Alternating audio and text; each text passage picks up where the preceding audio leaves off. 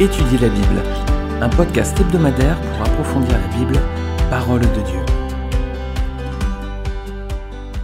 Bonjour à tous, on se retrouve pour cet épisode de podcast, c'est la suite de l'épisode précédent. On a parlé de la Nouvelle Jérusalem, cette Jérusalem céleste qui descend du ciel, et on avait vu que seulement ceux qui auront confessé le Seigneur Jésus-Christ comme Seigneur et Sauveur dans leur vie pourront franchir les portes de cette ville.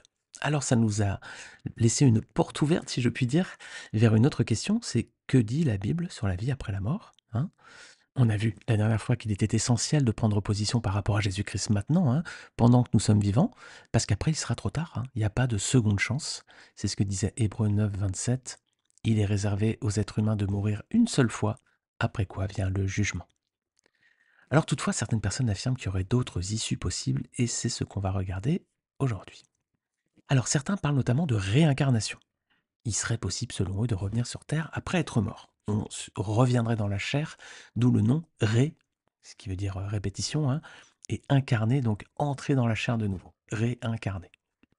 Alors regardons ce que dit la Bible sur ce concept de réincarnation. Eh bien la Bible parle de résurrection, mais jamais de réincarnation. Et il y a une différence entre les deux termes. La résurrection, selon la traduction du dictionnaire, c'est le retour de la mort à la vie. Et la réincarnation, c'est l'incarnation dans un nouveau corps. Voilà. Il y a quand même une vraie différence entre les deux. La résurrection, c'est donc le fait d'être de nouveau en vie après avoir été mort, comme Lazare par exemple, que Jésus-Christ donc a ressuscité. C'est ce qu'on trouve dans l'évangile de Jean chapitre 11. Donc Lazare est un des amis de Jésus-Christ, il est mort, il était enterré, et 3 jours après, Jésus est informé de cette tragédie. Et donc, il se présente devant la tombe et il va appeler Lazare. Lazare va sortir, donc il est ressuscité par Jésus-Christ. Évangile de Jean, chapitre 11. La réincarnation, c'est autre chose. C'est de revenir sur Terre dans un autre corps après sa mort. Lazare était mort, il est revenu à la vie. C'était toujours Lazare. La réincarnation, c'est le principe de revenir dans un autre corps. Alors ça, c'est un concept qui n'existe pas du tout dans la Bible. Les textes bibliques parlent de résurrection aussi pour Jésus-Christ ou pour ceux qui se réveilleront dans l'éternité, mais jamais de réincarnation. Alors certains voient un texte qui évoquerait la réincarnation dans la Bible. C'est un texte qu'on trouve dans Matthieu 17. C'est lorsque Jésus fait le lien entre Élie et le prophète Jean-Baptiste. Voilà ce que dit Jésus à ses disciples. Ils descendent de la montagne, juste après l'épisode de la transfiguration, Matthieu 17, et on lit ces versets dans Matthieu 17, versets 9 à 13. Comme ils descendaient de la montagne, Jésus leur donna cet ordre. Ne parlez à personne de ce que vous avez vu jusqu'à ce que le Fils de l'homme soit ressuscité. Les disciples lui posèrent cette question. Pourquoi donc les spécialistes de la loi disent-ils qu'Élie doit venir d'abord ? Jésus leur répondit, il est vrai qu'Élie doit venir d'abord et rétablir toutes choses.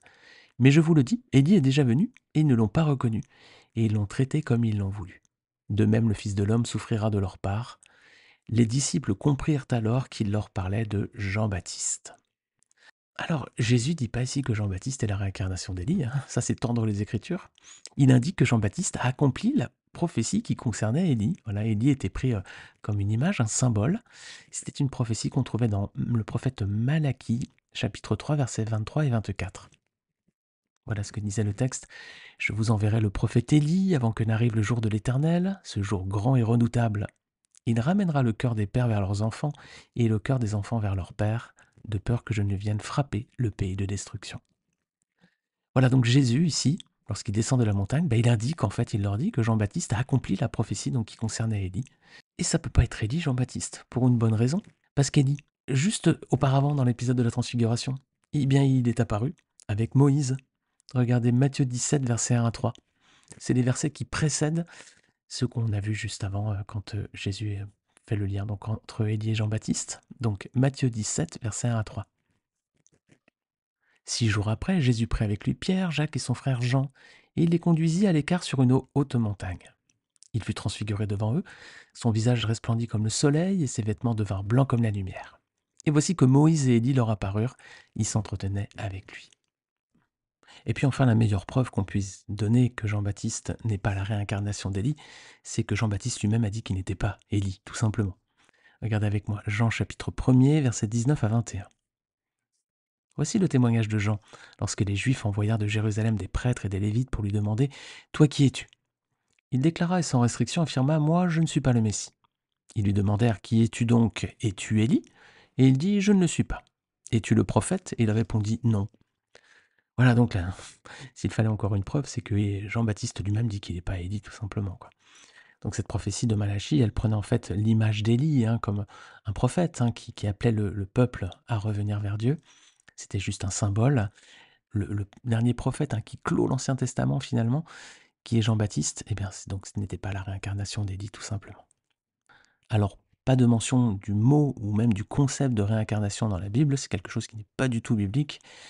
Le mot employé pour les personnages qui ont été ramenés à la vie, que ce soit par Jésus ou par d'autres personnes, notamment les apôtres, le mot employé, c'est le mot résurrection, mais pas réincarnation.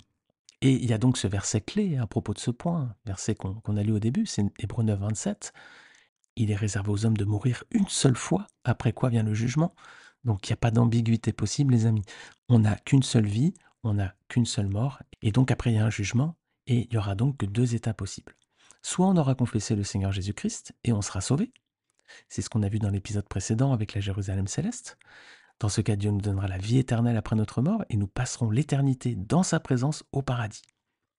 Regardez Jean 11, versets 25 à 26. Jésus lui dit: C'est moi qui suis la résurrection et la vie. Celui qui croit en moi vivra, même s'il meurt. Et toute personne qui vit et croit en moi ne mourra jamais. Crois-tu cela? Voilà. Vous avez vu qu'ici, Jésus emploie bien le mot résurrection. Alors soit on aura donc confessé Jésus-Christ et on sera sauvé, on ira au paradis pour l'éternité avec le Seigneur, ou alors soit on aura rejeté Jésus-Christ et dans ce cas, on passera l'éternité en dehors de la présence de Dieu.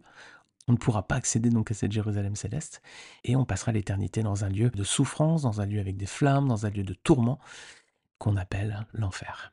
Alors, notez bien qu'il n'y a pas d'intermédiaire possible, hein. C'est soit l'un, soit l'autre, hein. C'est soit la mort, soit la vie. Alors toutefois, d'autres disent qu'il existerait un lieu intermédiaire entre les deux, hein, qui se nommerait donc le purgatoire, où les âmes pourraient expier leurs fautes après leur mort avant de pouvoir ensuite entrer au paradis lorsqu'ils seront entièrement purs. Alors, dans ce concept de purgatoire, donc les vivants sont aussi invités à prier pour les morts, hein, pour, soi-disant, accélérer cette période de transition et leur permettre d'être délivrés plus vite et d'arriver donc plus vite auprès du Seigneur. D'ailleurs, dans l'actualité, le pape François vient de donner une interview quand j'enregistre ce podcast, donc on est en janvier 2024. Il y a eu pas mal de remous, hein, parce que Rome a dit qu'ils allaient bénir les couples homosexuels. Alors du coup, ça a fait pas mal de soubresauts. Et du coup, le pape François a été obligé de donner une interview à la télévision italienne. D'ailleurs, petite parenthèse, c'est étonnant, hein, que l'Église catholique autorise la bénédiction de personnes du même sexe, alors que dans le même temps, elle continue de refuser que les prêtres se marient, hein. Surtout que, si on regarde bibliquement, Dieu a bien donné un ordre à Adam et Ève au début de la création. Genèse 1, 27, 28, on lit que Dieu créa l'homme à son image, il le créa à l'image de Dieu, il créa l'homme et la femme. Dieu les bénit et leur dit: reproduisez-vous, devenez nombreux, remplissez la terre. Donc il y a bien un mandat ici de se reproduire, donc de fonder des familles. Ce mandat a été renouvelé, hein, après le déluge, Genèse chapitre 9 verset 1. Dieu bénit Noé et ses fils, il leur dit: reproduisez-vous, devenez nombreux et remplissez la terre. Alors les amis, pourquoi interdire à ceux qui veulent se mettre au service de Dieu de se marier, de fonder des familles, hein? Ça paraît aller à l'encontre, hein, de la volonté du Seigneur. Dieu dit: reproduisez-vous, hein, soyez nombreux, etc. C'est aussi pour les serviteurs de Dieu. D'ailleurs, voici ce que dit Paul à Timothée, hein. C'est un passage où Paul parle à Timothée donc des fausses doctrines, hein, qui vont arriver dans les temps derniers. Et puis donc on lit dans 1 Timothée 4, versets 1 à 5. Mais l'Esprit dit expressément que dans les derniers temps, certains abandonneront la foi pour s'attacher à des esprits trompeurs et à des doctrines de démons, car ils seront égarés par l'hypocrisie des menteurs dont la conscience est marquée au fer rouge. Ces gens-là interdisent de se marier et de consommer des aliments que Dieu a pourtant créés pour qu'ils soient pris avec reconnaissance par ceux qui sont croyants et qui ont connu la vérité. Tout ce que Dieu a créé est bon et rien ne doit être rejeté, pourvu qu'on le prenne dans une attitude de reconnaissance, car cela est rendu saint par la parole de Dieu et la prière. Les trois points importants ici, c'est l'interdiction, hein, par certaines personnes de se marier, et puis l'apôtre rappelle que tout ce que Dieu a créé est bon, y compris la sexualité. Rien ne doit être rejeté, pourvu qu'on le prenne dans une attitude de reconnaissance. Bien sûr, on peut faire le lien ici avec les aliments, mais dans l'esprit de la lettre ici, c'est tout ce que Dieu a créé est bon. Et si on le fait dans une attitude de reconnaissance, si on le fait en glorifiant le Seigneur, il n'y a pas de problème, surtout quand on parle de fonder des familles, bien sûr. Le mariage, les amis, ça fait partie du plan de Dieu pour l'homme et pour la femme. On en a déjà parlé plusieurs fois dans ces podcasts. Et rien ne doit interdire ce lien entre les deux, tant que cette union se fait dans les limites fixées par Dieu. Si vous voulez réécouter les épisodes, je vais les mettre tout en bas de ce podcast. Il y avait le mariage dans la Bible, Genèse 2, la Bible et les relations sexuelles en mariage, Juge 16, Samson et le danger du mariage avec les non-chrétiens, c'est quand on a vu Juge 14, et on avait vu récemment 3 choses que ne devraient pas faire les ados selon la Bible. Alors pour revenir à l'interview du pape François, à la télévision italienne, donc le journaliste l'a interrogé en même temps sur l'enfer, parce qu'il parlait des couples homosexuels, etc. Donc il posait une question sur l'enfer. Et voici la réponse du pape. Soyez attentifs. Il dit: «Ce que je vais dire n'est pas un dogme de foi, c'est quelque chose qui m'est personnel, mais qui me plaît. Il me plaît de penser que l'enfer est vide. J'espère que c'est une réalité, mais cela me plaît.» Les amis, connaissant la méchanceté et la cruauté des hommes au cours de l'histoire, difficile d'imaginer que l'enfer soit vide. Sauf s'il y avait un lieu préalable qui servirait de centre de rééducation, entre guillemets, afin de préparer les pécheurs à entrer au ciel. C'est ce que l'Église catholique donc nomme comme le purgatoire. Alors, que dit la Bible sur la notion de purgatoire? Eh bien, c'est un concept, là encore, qui n'est pas présent dans la Bible, les amis. Aucun passage dans les Écritures ne parle d'un endroit où on irait expier nos fautes avant de pouvoir entrer au paradis. Regardez ce que dit le Seigneur Jésus-Christ au criminel qui était crucifié à côté de lui. Jésus, donc le Fils de Dieu, qui accomplit cette mission divine, celle de prendre notre place sur la croix. C'est nous qui avions péché, c'est nous qui méritions d'être là, crucifiés pour nos fautes. Et c'est lui, le Fils de Dieu, lui qui était entièrement sans péché, sans défaut, sans tache, cet agneau qui est sacrifié à notre place à nous. Alors voilà ce que dit Jésus au criminel au moment de la crucifixion. Il y a le Seigneur et avec lui il y a 2 malfaiteurs. Et regardez ce que dit ce passage. Luc 23 à partir du verset 39. L'un des malfaiteurs crucifiés l'injuriait, disant: N'es-tu pas le Christ? Sauve-toi toi-même et sauve-nous. Mais l'autre le reprenait et disait: Ne crains-tu pas Dieu, toi qui subis la même condamnation? Pour nous, c'est justice, car nous recevons ce qu'ont mérité nos crimes. Mais celui-ci n'a rien fait de mal. Et il dit à Jésus: Souviens-toi de moi quand tu viendras dans ton règne. Jésus lui répondit: Je te le dis en vérité, aujourd'hui, tu seras avec moi dans le paradis. Alors il y a 3 points importants ici. Premièrement, donc, sur les 2 malfaiteurs, il y en a un qui ne reconnaît pas que Jésus est le Seigneur. Regardez verset 39, l'un des malfaiteurs crucifiés, l'injuriait, disait: N'es-tu pas le Christ? Sauve-toi toi-même et sauve-nous. En gros, il dit: si tu étais le Christ vraiment, tu pourrais accomplir ça. Donc il ne le reconnaît pas comme le Christ, comme loin, comme le Messie, comme l'envoyé de Dieu. En revanche, l'autre prend la défense donc du Seigneur et il dit: Souviens-toi de moi quand tu viendras dans ton règne. Donc cet homme a bien compris que Jésus n'était pas un homme en train de mourir sur une croix comme lui, comme l'autre. Non, il a bien compris que Jésus ressusciterait, parce qu'il lui dit: Souviens-toi de moi quand tu viendras plus tard, par la suite, à la fin des temps, dans ton règne. Voilà. Donc il a bien reconnu comme Seigneur et Sauveur. Et que répond Jésus? Il lui dit: En vérité, je te le dis aujourd'hui, tu seras avec moi dans le paradis. Donc voilà, cet homme, on a la confirmation, il est sauvé déjà. Et ensuite, c'est: tu seras aujourd'hui avec moi dans le paradis. Cet homme, c'est un malfaiteur, les amis. Est-ce que c'est pas quelqu'un qui mériterait le purgatoire? Il aurait dû certainement y passer quelques années. Si devant les hommes, cet homme méritait une condamnation à mort, imaginez devant Dieu, quoi. Et pourtant, Jésus lui dit: Tu seras avec moi aujourd'hui même dans le paradis. Alors s'il y avait un lieu de transition pour expier nos fautes, cet homme, il aurait dû certainement y passer quelques siècles. Donc vous voyez ici, pas de purgatoire. J'espère ne pas vous avoir choqué si vous êtes catholique et que vous écoutez cet épisode. Le but n'était pas de vous choquer, mais peut-être plutôt de vous interpeller par rapport à la parole de Dieu. Il y a une doctrine qui est donnée dans l'Église catholique, et puis il faut la confronter avec le texte biblique, bien évidemment. Vous avez vu que dans l'actualité, donc il y a pas mal de remous en ce moment avec la bénédiction des couples homosexuels.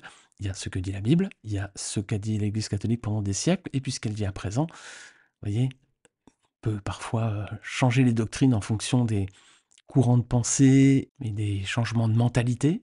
Attention, la Bible n'a pas bougé, c'est toujours la même depuis 2000 ans, elle a été rédigée, elle est validée comme telle par le Seigneur. D'ailleurs, la Bible termine par Apocalypse 22 qui dit Maudit soit celui qui ajoute ou qui retire quelque chose de cette parole. Alors le passage de la Bible peut-être le plus clair sur ce qui se passe après la mort se trouve dans l'évangile de Luc, là encore. C'est une histoire que donne le Seigneur Jésus-Christ. Il parle de l'état dans lequel se trouve un homme riche et un homme pauvre après leur mort. On va lire dans Luc 16, versets 19 à 31. Il y avait un homme riche qui était vêtu de pourpre et de fin lin et qui chaque jour menait joyeuse et brillante vie. Un pauvre, nommé Lazare, était couché à sa porte couvert d'ulcères, et désireux de se rassasier des miettes qui tombaient de la table du riche, et même les chiens venaient lécher ses ulcères. Le pauvre mourut, et il fut porté par les anges dans le sein d'Abraham. Le riche mourut aussi, et il fut enseveli. Dans le séjour des morts, il leva les yeux, et tandis qu'il était en proie au tourment, il vit de loin Abraham et Lazare dans son sein. Il s'écria: Père Abraham, aie pitié de moi et envoie Lazare pour qu'il trempe le bout de son doigt dans l'eau et me rafraîchisse la langue, car je souffre cruellement dans cette flamme. Abraham répondit: Mon enfant, souviens-toi que tu as reçu tes biens pendant ta vie, et que Lazare a eu les maux pendant la sienne. Maintenant il est ici consolé, et toi tu souffres. D'ailleurs, il y a entre nous et vous un grand abîme, afin que ceux qui voudraient passer d'ici vers vous, ou de là vers nous, ne puissent le faire. Le riche dit: Je t'en prie donc, Père Abraham, d'envoyer Lazare dans la maison de mon père, car j'ai 5 frères. C'est pour qu'il leur atteste ces choses, afin qu'ils ne viennent pas aussi dans ce lieu de tourment. Abraham répondit: Ils ont Moïse et les prophètes qui les écoutent.